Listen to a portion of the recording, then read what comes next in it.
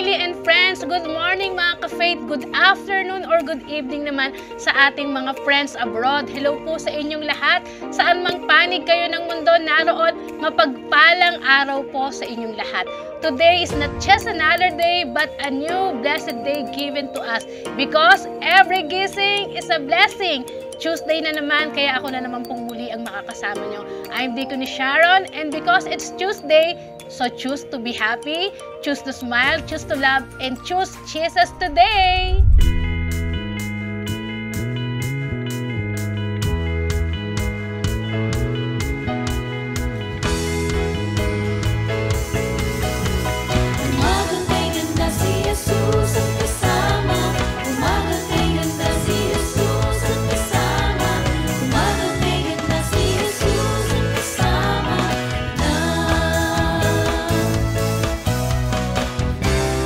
Buhay mo ay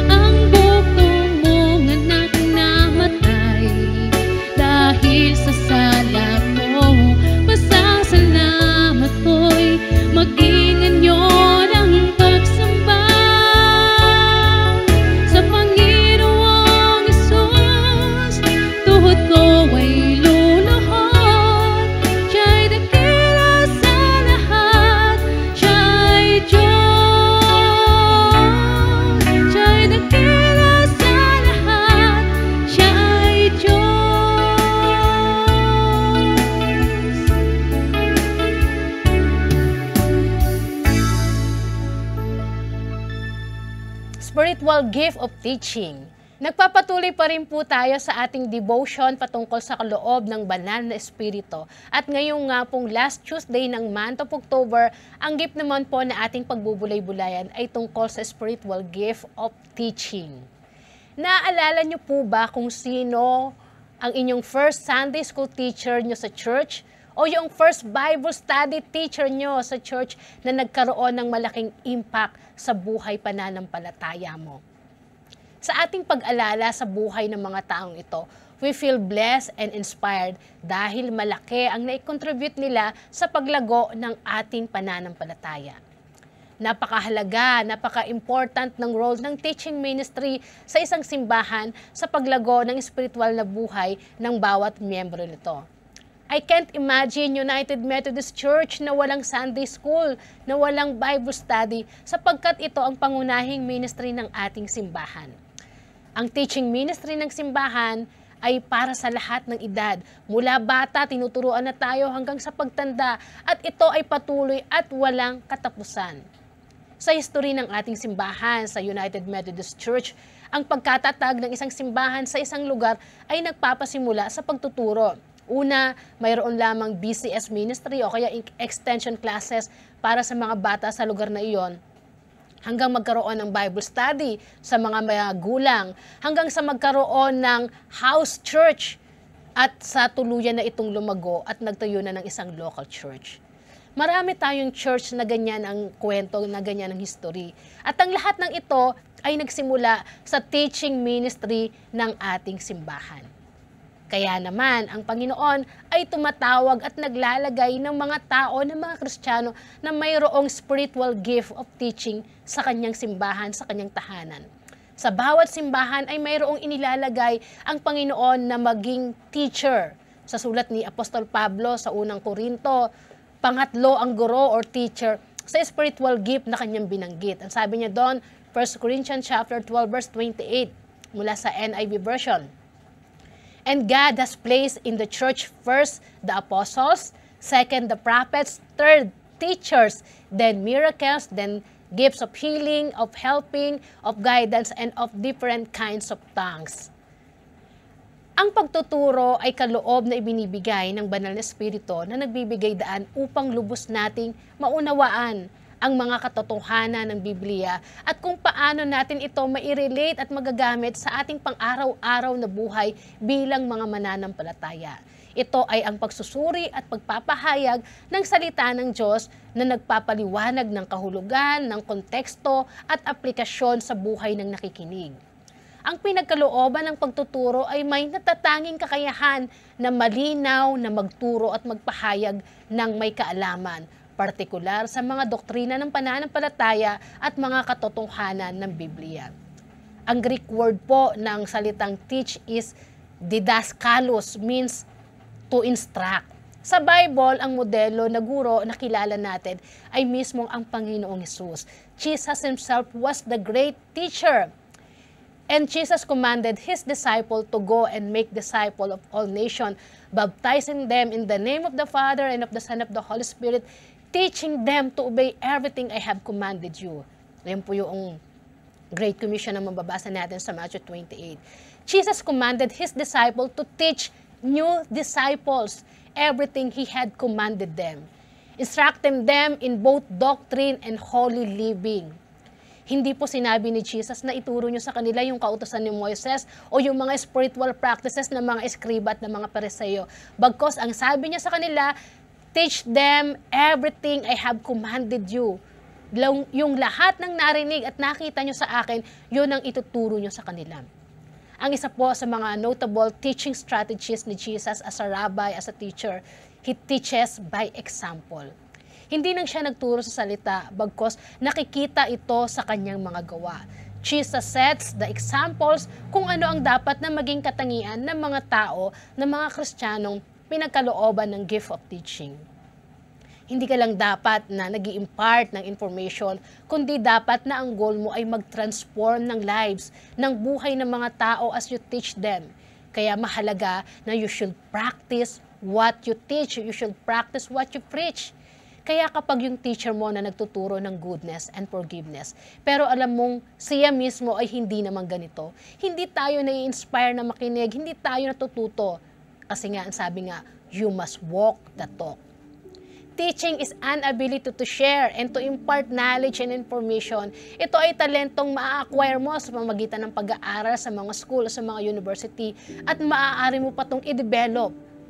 Gaya ng mga school, ng mga academic teacher na meron tayo, ganun din yung ating mga teachers sa church, sa Bible study, sa Sunday school, sa care group, yung mga teacher natin sa simbahan. So, balit kung wala kang spiritual gift na ito, maaari mo ngang maunawaan yung mga facts and information na narinig at nabasa mo sa Bible, pero hindi mo naman ito ma-explain o kaya ma-expound kagaya ng isang taong merong gift of teaching. Mas madali para sa kanila na magbigay ng malalim o hindi kaya ng mababaw na paliwanag na kung saan lubos itong mauunawaan ng mga nakikinig. Ang ibang teacher, ang goal ay makapagturo lang, magbigay ng facts and information, mag-impart ng knowledge at hanggang dun lang. Subalit, ang tao, ang Kristiyanong pinagkalooban ng spiritual gift of teaching, transform more than they inform.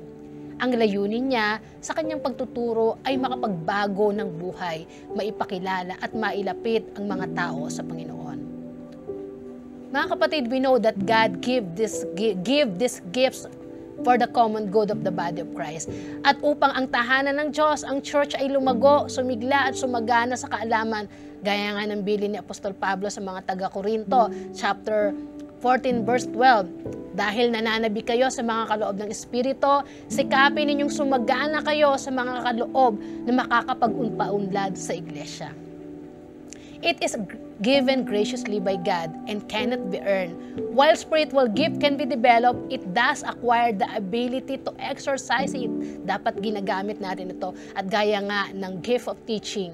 Kaya mga kapatid, if you feel na mayroon kang gift of teaching, o di kaya gusto mong magkaroon nito, ask God na bigyan ka ng spiritual gift na ito. Ipanalangin mo yan sa Panginoon at patuloy mo ring sikapin na mapaunlad ang kakayahang ito upang magamit ng iglesia ng Diyos, ng church, upang marami pang kaluluwa ang mailapit natin sa Panginoon sa pamamagitan ng ministeryo ng pagtuturo. Kaya naman sa ating panalanginan sa umagang ito, pasalamatan natin ng Diyos sa buhay ng ating mga teacher ng ating simbahan, sila na nagbahagi ng kaalaman upang lubos nating makilala ang Panginoon. Ipinalangin din po natin na nawa marami pang tumugon na maging guro sa iba't ibang nurturing ministry ng ating simbahan upang mas marami pang tayo na maipalapit sa Panginoon. At sana kapatid, isa ka doon. Manalangin tayo. Hallelujah, Lord Jesus, ang aming dakilang guro. Maraming salamat po sa iyong kabutihan, sa iyong pag-ibig, sa karunungan, sa wisdom na ipinagkaloob mo po sa amin. Salamat po sa teaching ministry ng aming simbahan, na kung saan mas nakilala ka po namin ng lubusan, mas lumalim ang aming pananampalataya sa iyo. Kaya Panginoon, ang dalangin po namin, patuloy mo na i-equip, Panginoon, sila na may kaloob na ito, sila na nagde-desire na magkaroon ng gift of teaching, upang patuloy pang magamit, Panginoon, ang iyong tahanan, ang iyong simbahan, at marami pang tao ang mailapit sa iyo sa pamamagitan ng teaching ministry. Lord, salamat po. Salamat sa buhay ng mga una naming teacher. Salamat po sa buhay ng aming mga pastor, ng aming mga diakonesa, ng aming mga lay leaders, lay teachers, Panginoon, mga business teacher. Mula nung bata kami hanggang sa aming pagtanda, Panginoon, kami ay ginagabayan sa pamamagitan ng pagbabahagi ng iyong mga salita. Salamat po sa buhay nila, Panginoon. At sa pamamagitan nito, Panginoon, lumalago at lumalakas ang aming pananampalataya. Kaya ang dalangin namin, Panginoon, nawa ang bawat butil ng iyong salita na inimpart sa amin, na ibinigay sa amin, ay patuloy na makita sa aming mga buhay, patuloy na maging kapakinabangan, Panginoon, sa aming buhay pananampalataya. At ang dalangin din namin, Panginoon, marami pang mga anak ninyo ang tumugon, Panginoon, sa panawagan nyo na ito ng pagtuturo, Panginoon, sa ministry ng church, Panginoon. At dalangin namin sila na tumugon, patuloy na matunghayan mo na tapat, na ginagamit, pinapaunlad ang kaloob mong ito. Salamat, O Diyos, sa iyong kabutihan. Salamat po sa pagiging modelong guro sa amin. Salamat sapagkat patuloy na ikaw ang nagtuturo ng tamang daan ng mga bagay na dapat namin gawin, O Diyos. Salamat sa umagang ito, sa paalala ng iyong mga salita. Ano man po ang gagawin namin sa araw na ito, pagpalain at samahan mo po kami. Ang mga kapatid ko na kasama kong nananalangin ngayon, sila man po ay may panalangin ng kagalingan para sa kapatid, mahal sa buhay na may karamdaman, Panginoon, ang iyong pagpapagaling ang maranasan po nila. Sila na dumadalangin, Panginoon, sa kanilang pangangailangan. Ikaw ang aming Jehovah Jireh na magpo-provide, na magbibigay sa kanila ng tulong upang matugunan ang mga pangangailangan. At anumang panalangin ito, Panginoon, anumang panalangin ng mga kapatid ko na idinudulog ngayon sa oras na ito, tugunin mo po sila, O Diyos, sa kanilang pagtawag. Itinalapit at itinataas po namin sa iyo ang lahat ng ito at nagtitiwala na ikaw po ang nakakabatid ng kung ano ang makabubuti para sa amin, Panginoon. Maraming salamat, O Diyos, sa iyo ang pinakamataas na papuri at salamat sa pangalan ni Jesus. Amen. Amen. Thank you po for joining me, for joining us today. Sana po ay muli kayong napagpala ng ating morning devotion sa umagang ito. At bago po tayo magwakas, batiin po natin ang ating mga kapatid na nagbe-birthday today. October 25, kapatid na Gladys, Gladys Bartolome, and Jacob Kit Perez. Happy birthday. May God bless all the desire of your heart. God bless po, and may you have many more birthdays to come. Thank you so much po, and see you again next Tuesday and every day. And please continue to like, share this video para marami pa tayong mabless ng Word ni God. Sa bawat umagang kay gandang si Jesus ay ating kasama. Bye!